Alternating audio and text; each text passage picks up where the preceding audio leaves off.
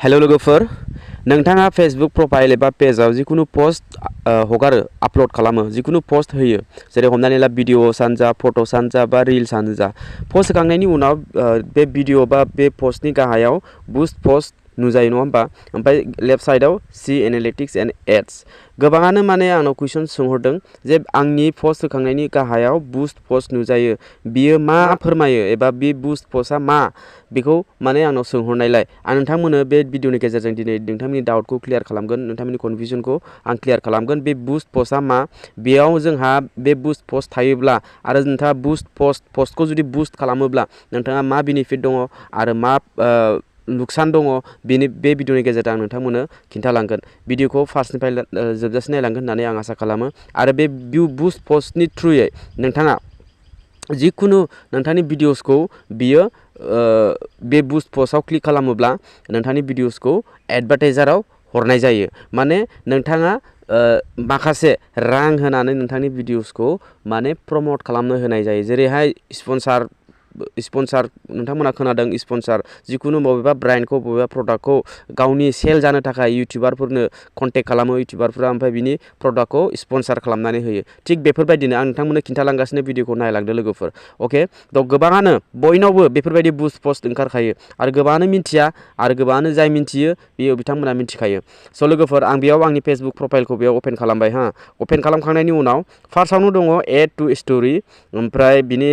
right साइडआव दङ promote अके बे प्रमोट आरो बुस्ट पोस्ट एखे सेम नोंथांमोना नायनो हागोन बे प्रमोटआव क्लिक खालामोब्ला बेयाव बेफोरबायदि एड्स ओंखारगोन बेफोरबायदि जेरै हमनानै ला बुस्ट ए पोस्ट अके बे बुस्ट ए पोस्ट नुजागोन बेयाव क्लिक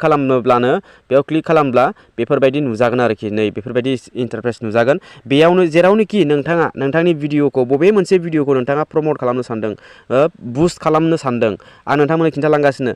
बबे मोनसे भिडिअ'खौ बिनिफ्राय सेलेक्ट खालामनानै खालामजायो माबोरैहाय खालामनांगौ बेखौ आं खिन्थालांगासिनो आरो बिनि बुस्ट पोस्टनि ओंथिया मा आं बेखौ क्लियारै नोंथांमोननो खिन्थालांगासिनो भिडिअ'खौ नायलां लोगोफोर आं बेखौ बेक लांफिनोसै बेक लांनानै आं बबेबा मोनसे पोस्ट जेनेबा हमनानै ला नैबे आंनि पोस्ट बिनि गाहायाव दङ बुस्ट पोस्ट ओमफ्राय सी एनालिटिक्स दङ गोजौआव ओमफ्राय बुस्ट पोस्ट बे बुस्ट पोस्टआव हमनानै ला आङो क्लिक खालामबाय आरो लोगोफोर गोसोआव ला नोंथांमोननि रिल्सनि बबेबा फेसबुकआव थाखानाय संस बा मिउजिक नोंथाङा रिल बानायदों बा नोंथांनि भिडिअ'आव होदों अब्ला बियो बुस्ट पोस्ट बियो जानाय नङा बुस्ट पोस्ट खालामनो सानदोंब्लाबो बियो जानाय नङा स' आङो बेयाव बुस्ट पोस्टआव आं क्लिक खालामबाय बुस्ट पोस्टआव आं क्लिक खालामोब्ला बेहाय बेफोरबायदि मोनसे इन्टारफेस नुजागोन डाइरेक्टलि ओमफ्राय जेनेबा हमनानै ला आं बे भिडिअ'खौ बुस्ट खालामनो नागिरदों बिनि थाखायसो आं बुस्ट पोस्टआव आं क्लिक खालामबाय ओमफ्राय गाहायाव दङ पोस्ट ओमफ्राय पोस्ट इंगेजमेन्ट लिंक क्लिक्स बेफोरबायदि माने भिडिअ बेसेबां दङ अलरेडि थाखानायखौ बेयाव होयो ओमफ्राय गाहायाव दङ भिउ मोर इनसाइट्स बेनि गाहायाव दङ there was a problem with your payment method इदि होननानै माने एरर मोनसे नुजागोन दा बे एररा मानि थाखाय नुजादों बेखौ आं नोंथांमोननो खिन्थालांगासिनो बिनि सिगां गाहायाव फैनानै नैबेयाव दङ सी मोर बेयाव क्लिक खालामदो क्लिक खालामनानै नोंथाङा बे भिडिअसखौ मा बे भिडिअसनि थ्रुयै नोंथाङा डाइरेक्ट मेसेज खालामजानो लुगैयो ना कल्स हरजानो नोंथांखौ कल्स हरजानो लुगैयो ना भिउसनि थाखाय नोंथाङा बेखौ बुस्ट खालामदों ना लाइकनि थाखाय बुस्ट खालामदों ना फलोवार बारायहोनायनि थाखाय बुस्ट खालामदों अके नोंथाङा बेयाव सेलेक्ट खालामनांगोन आरो गेट मर कल्स जुदि बे भिडिअनि थ्रुयै नोंथाङा जुदि कन्टेक्ट नाम्बार होदोंब्ला नोंथांखौ कन्टेक्ट खालामगोन जेनेबा नोंथांनाव माबा मोनसे ब्रेन्ड दङब्ला माबा मोनसे प्रडाक्ट बा बिजनेस दङब्ला नोंथाङा बे बुस्ट पोस्ट नोंथाङा खालामनो हायो जोङो फिसा जेनेबा फेसबुक इउजारफ्रा बेखौ बुस्ट खालामनानै जेबो लाब गैया जोङो ओरैनोसो थाखा होगारनाय जागोन मानो होनब्ला जोङो भिउस मोनगोन लाइक्स मोनगोन माखासे फलोवार्स मोननो हागौ बाट बियो एक्टिभ फलोवार्सबो नङाबो जानो हागौ बबेनि मानसिया नायगोन बेखौ बे नोंथांनि भिडिअसखौ भिउसखौ मोनगोन लाइक बायदि मोनगोन फलोवार्सबो मोननो हागौ बाट बिनि बेनिफिटआ मा आरो नुकसाना मा बेखौ आं भिडिअनि लास्टआव खिन्थागोन अब्ला नोंथाङा बेयाव सिलेक्ट खालामनांगोन बेयाव अट'मेटिक दङ अट'मेटिकआव दोनोब्ला फेसबुकआ माने क्वेरि खालामनानै गावनो बबे साइडआव हरनांगौ सोरबायदिनो हरनांगौ माबायदिनो हरनांगौ माबा नोंनि भिडिअआ टेक्निकेल रिलेटेड ना कुकिंनि रिलेटेड ना ब्लगिं बेफोरबायदि रिलेटेड अब्ला फेसबुकआ अट'मेटिकलि बेफोरबायदि मानसिनो रिकमेन्ड खालामहरगोन आरो नोंथांनि भिडिअखौ स' नोंथाङा अट'मेटिकआव दोननो हायो ओमफ्राय गाहायाव फैदो नैबेयाव एडभार्टाइज प्लास क्रिएटिव ओके बेखौ नोंथाङा बेफोरबायदि अन खालामनानै होबा बेफोरबायदि अपसन फैगोन ओमफ्राय गाहायाव नोंथांनि भिडिअनि जेनेबा लिंक फैगोन बेयाव ओमफ्राय ससियेल एड केटेगरि बे केटेगरिखौ नोंथाङा बेखौबो अन खालामनानै होदो ओमफ्राय अन खालामखांनायनि उनाव नोंथाङा बेयाव मा खालामनांगोन ससियेल इस्यु इलेक्शन्स अर पलिटिक्स माने बेयाव मोनब्रै दङ आरोखि दा बेफोर मोनब्रैनि बिथोराव बबे मोनसे केटेगरिनि सायाव बे भिडिअआ स' नोंथाङा पलिटिक्सनि बा इलेक्शन्स इस्यु बा पलिटिक्स बेफोरनिबा नोंथाङा बेयाव गोजौआव टिक मार्क होनांगोन आरो नङाबा housing ads for real estates बेफोरबायदि माने हम माने इन्सुरेन्स बा माबा मोनसेनि थाखाय बे भिडिअब्ला नोंथाङा बे गाहायाव क्लिक खालामनांगोन बा इमप्लयमेन्ट जेनेबा माबा मोनसे जब अफार बा माबा मोनसे अबेबा माबा मोनसे भेकेन्सि ओंखारदों थ' बेफोरबायदिनि थाखाय भिडिअ बानायदोंब्ला नोंथाङा बेयाव क्लिक होनांगोन ओमफ्राय क्रेडिट कार्ड जेनेबा बेंकनि लननि माबा माबि बायदिसिना आर्निं अनलाइन आर्निं बेफोरनि सायाव भिडिअ बानायदोंबा नोंथाङा बेखौ सेलेक्ट खालामदो ओके ओमफ्राय बेखौ सेलेक्ट खालामनानै बेखौ दान खालामनानै नोंथाङा होनांगोन बेयाव ओमफ्राय गाहायाव दङ अडियेन्स ओमफ्राय पिपुल इउज ससियेल थ्रट टारगेटिं बेयाव अडियेन्स दं ओमफ्राय लकेसन दङ बेयाव नोंथाङा लकेसनखौ नोंहा इडिटआव क्लिक खालामनानै नोंथाङा इन्डिया सेलेक्ट खालामनांगोन ओमफ्राय नोंथांनि एज जेनेबा नोंथाङा बबे बैसोनिफ्राय बबे बैसोसिम नोंथांनि भिडिअखौ नोंथाङा देखायनो सानदों ओके बेखौ नोंथाङा सेट आप खालामनांगोन बेहाय अलरेडि सेट खालामनो हायो बेफोरबायदि जेनेबा 18 बोसोर प्लासनि गोजौनिफ्राय माने 65 इयार्ससिम खालामनो हायो ओमफ्राय बेयाव दङ हौवासाफोरनोल' देखायनो सानदों ना हिन्जावसाफोरनोल' देखायनो सानदों बा हौवा हिन्जाव सानै अलाव क्लिक खालामनांगोन बेयाव नोंथाङा जि सेलेक्ट खालामना होनांगोन ओके सेलेक्ट खालामनानै होनायनि उनाव नोंथाङा नैबेयाव सेभ अडियेन्सआव नोंथाङा क्लिक खालामना होनांगोन बेयाव क्लिक खालामनाय लोगो लोगो ओमफ्राय people who followed your profile बेखौ नोंथाङा बेयाव टिक मार्क होनांगोन थिग बेफोरबायदिनो आरो नोंथाङा बेयाव सेटआप खालामलांबाय थानांगोन ओमफ्राय people who followed your profile and people similar to them बेयावबो जेनेबा टिक मार्क होबाय ओमफ्राय टिक मार्क होनानै ओमफ्राय गाहायाव दङ इन्स्टाग्रामाव फेसबुकजों लोगोसे फेसबुकाव बुस्ट खालामनायजों लोगोसे इन्स्टाग्रामावबो नोंथाङा बुस्ट खालामनो सानदों नामा इन्स्टाग्रामावबो नोंथांनि भिडिअखौ देखायनो सानदों नामा अब्ला नोंथांनि इन्स्टाग्रामखौ बेयाव टिक मार्क होनांगोन मेसेन्जारनि थ्रुयैबो नोंथाङा टिक मार्क होनानै लानांगोन ओमफ्राय गाहायाव दङ टटेल बाजेट ओके बे बाजेटखौ नोंथाङा बेफोरबायदि सेलेक्ट खालामनानै लानांगोन सरि बेखौ आं बे बाजेटखौ बेयाव सेलेक्ट खालामनानै नोंथाङा लानो हानांगोन आरो लागोन जेनेबा हमनानै ला बेयाव बाजेटखौ सेलेक्ट खालामबायथ' बाजेटखौ सेलेक्ट खालामनायनि उनाव जेनेबा बेयाव जेनेबा 400 ओके 400 ओमफ्राय बे 400आव सानबैसेनि थाखाय सानबानि थाखाय बे 400 नोंथाङा पे खालामनांगोन जेनेबा दा मिनिमाम बाजेट इज रेस 83 पर डे सानसेयाव 83 खरै गोलैगोन 83.57 खरै नोंथाङा होनांगोन सानबानि गेजेराव बे 400 नोंथांनि एकाउन्टनिफ्राय दाननांगोन आरोखि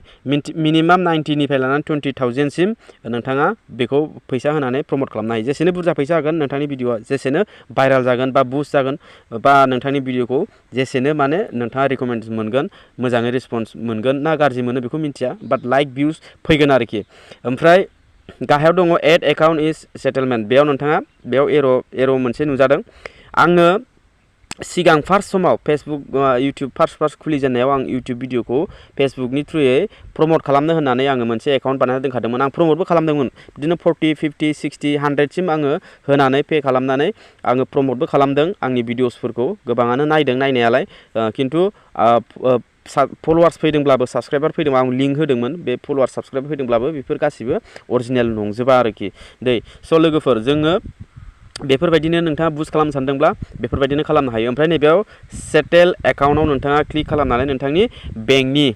जेनेबा भिजा एटिएम कार्ड डेबिट कार्ड बेफोरबायदि नोंथाङा बेयाव नुजागोन बेखौ नेक्स्ट होनानै नोंथाङा बेंकनि नोंथांनि एटिएमनि नेम अफ कार्डनि नाम्बार होनांगोन ओमफ्राय नेम अफ कार्डनि नाम ओमफ्राय कार्डनि नाम्बार ओमफ्राय MMYY बै नाम्बार थायोना ओमफ्राय CVV उनथिंजायनि नाम्बार नोंथाङा बेखौ होनानै नोंथाङा नैबेयाव सेभआव क्लिक खालामनो हानांगोन सेभआव क्लिक खालामब्लाथाय नोंथांनि बेंक एकाउन्टनिफ्राय फैसाया दानलांगोन बेसेबां दानलांगोन नोंथाङा बेसेबां सेट खालामदोंमोन बेयाव 400 कमप्लिटलि दानलांगोन ओमफ्राय सानबा नोंथांनि भिडिअआ सानबा गुबुन गुबुन जायगायाव नुजाहैबाय थागोन आरोखि गुबुन गुबुन जायगानिफ्राय नोंथांनि भिडिअखौ नायगोन आरोखि बबे केटेगरि बबे नायगोन फेसबुकआ अट'मेटिकलि नोंथाङा अट'मेटिक सेलेक्ट खालामखादोंमोन नालाय फेसबुकआ अट'मेटिकलि बेखौ देखायगोन आरोखि सोरनो हरनांगौ सोर मा नोंथांनि भिडिअनि रिलेटेड सोर बायदिया इन्ट्रेस्ट दङ बेफोरबायदिनो फेसबुकआ नोंथांनि भिडिअखौ प्रमट खालामगोन आरोखि माखासे भिडिअ नोंथांमोननि स्क्रिनशटआव होनि नोंथांमोना नायलांलाय बेफोरबायदि नोंथांमोना नायनो हागोन हागोन नैबेयाव गोजौआव दङ स्पन्सार्ड ओमफ्राय बेयाव बुक नावनि अपसन मोनगोन बेयाव बुक नाव माने बेयो माबा मोनसे जायगा आरो नोंथाङा बेखौ बुक खालामनो हायो थिग बेयो फेसबुकनि थ्रुयै बेखौ स्पन्सार खालामदों माने ओमफ्राय आरो नेक्स्ट दङ नैबेयाव गोजौआव दङ स्पन्सार्ड नोंथाङाबो नुगोन नोंथांनि फेसबुक हम पेजाव जेब्ला स्पन्सार नुजागोन एड्सनि थ्रुयै ओमफ्राय नैबेयाव दङ गाहायाव दङ डनेट नावनि अपसन दङ बेखौ जों डनेट खालामनो हायो थिग बेफोरबायदिनो गावनि माबा मोनसे बिजनेसखौ इनक्रियास खालामनो थाखाय बा माबा मोनसे बेनिफिटनि थाखाय बेखौ स्पन्सार खालामो आरोखि फेसबुकनि थ्रुयै नोंथाङाबो लाइक मोननो थाखाय बा फलोवार्स मोननो थाखाय बा नोंथाङा भिउस मोननो थाखाय नोंथाङा जेरै स्पन्सार खालामदों फेसबुकनि थ्रुयै फैसा होनानै बिसोरबो फैसा होनानै गावनि बिजनेसखौ आग बारायनो थाखाय माबा मोनसे बेनिफिटनि थाखाय बेफोरबायदि स्पन्सार खालामदों आरोखि डनेट नाव दा डनेट नाव क्लिक खालामब्लानो नोंथांना बेखौ डनेट होनांगोन आरोखि बेफोरबायदि ओमफ्राय नैबेयाव दङ ओमफ्राय गेमिंनि सोमोन्दै बेबो स्पन्सार ओमफ्राय साइन आप खालामनांगौनो बेखौ बेफोरबायदि माने फेसबुकनि थ्रुयै बिसोरबो बेफोरबायदि नोंथांनि भिडिअ'आबो बेफोरबायदि नुजाहैगोन आरो गुबुन गुबुन जायगायाव अके लोगोफोर ओमफ्राय नैबेबो दङ स्पन्सार पापन लाइभ बेखौ नायनो थाखाय गेट टिकेट्स टिकेट लानो थिनदों थिग बेफोरबायदिनो आरोखि जेरैहाय नोंथाङा माबा मोनसे बिजनेस दङब्ला माबा मोनसे दखान दङब्ला बा माबा मोनसे नोंथाङा प्रडाक्ट नोंथाङा सेल खालामो अब्ला बे प्रडाक्टनि थ्रुयै नोंथाङा फेसबुकनि बुस्ट नावनि अपसनाव क्लिक खालामनानै बेफोरबायदि फैसा होनानै नोंथाङा बेफोरबायदि गावनि प्रडाक्टखौ बा माबा मोनसे बेनिफिटनि थाखाय पस्ट एबा बुस्ट पस्ट खालामनानै लानो हायो आरोखि सानबानि थाखाय लायोना 10 दिननि थाखाय लायोना नोंथाङा खै हाजार 10,000 20,000 होनानै लायोना बेसेनो फैसा बुरजा होगोन एसेनो नोंथाङा माने नोंथांनाव कास्टमारा फैगोन आरोखि लाया सेल जाया बे उननि बाथ्रा नोंथांनाव कास्टमारा फैगोन लाइक फैगोन भिउस फैगोन ओमफ्राय नोंथांखौ कल खालामगोन बेफोरबायदि आरोखि प्रडाक्टनि सोमोन्दै सोंगोन आरो बिनि गेजेराव फ्रायानो नोंथांनि प्रडाक्टखौ पसन्द जादोंबा बिसोरो अर्डार खालामगोन आरोखि थिग बेफोरबायदिनो लोगोफोर नोंथाङा बुजिबाय जानो हागौ फेसबुकआवबो बेफोरबायदि प्रमटनि अपसन मोनगोन नोंथाङा माबायाव फेसबुक पेजाव दानिया नोंथाङा एसेबाबो बुजिबाय जानो हागौ बे भिडिअ बा पस्ट जिखुनु पस्ट फट'आनो जा रिल्सआनो जा भिडिअसआनो जा बे गाहायाव बुस्ट पस्ट ओंखारनायनि जाहोना बेनो लोगोफोर नोंथांमोना एसेबाबो बुजिबाय जानांगौ आरो नोंथांमोना बुस्ट पस्ट खालामोब्ला मा बेनिफिट आरो मा नुकसान बेखौ आं नोंथांमोननो खिन्थानोसै बुस्ट पस्ट जेनेबा जों खालामगोन जोङो जेनेबा हमनानै ला आंनो भिउस नांगौ आरो लाइक्स नांगौ बा आंनो फलोवार्स नांगौ बा फ्रेन्ड्स नांगौ आंनि भिडिअआ जेरावबो भाइराल जाथों हाइलाइट जाथों होननानै नोंथाङा बुस्ट खालामनो हागोन बे नोंथांनि गोसो खिन्थु जेसेबांखिनि नोंथाङा रां होनानै खालामदों राङाथ' नोंथाङा थांगोन नोंथांनि भिउसआ फैदोंब्लाबो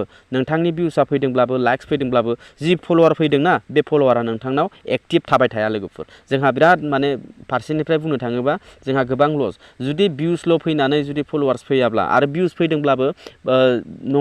नंगौना नङा बे रियेल नंगौना नङा बेखौ मिथिया खिन्थु रियेलानो गासिबो भिउसफ्रा खिन्थु फलोवार्सफ्रा माखासे फेक फलोवार्स नोंथांनाव फैयो आरो बे लाइफ टाइम थाबाय थाया जास्ट ओरैनो फल' खालामो बेयो माने फेसबुकनि मोनसे माबा सालबो होनजायो जोङो बेखौ फेसबुकनि मोनसे साल जेनेबा फेसबुकआव जोंनो एड्सनि थ्रुयै मनेटाइजनि थ्रुयै जोंनो फैसा होयो आरो जोंनिफ्रायबो उल्थासो फैसाखौ लानो सानो आरो बे नों आंहा एलार्ट थाबानो जाबाय फेसबुकआ माखासे बेफोरबायदि स्पन्सारखौ गावसोरबो लायो आरोखि स' लोगोफोर जोंनि लेनदेनाथ' बयनावबो थाखायो बिनि थाखायनो नोंथांनि गोसो नोंथाङा बुस्ट पस्ट खालामोबा नोंथांनि थाखाय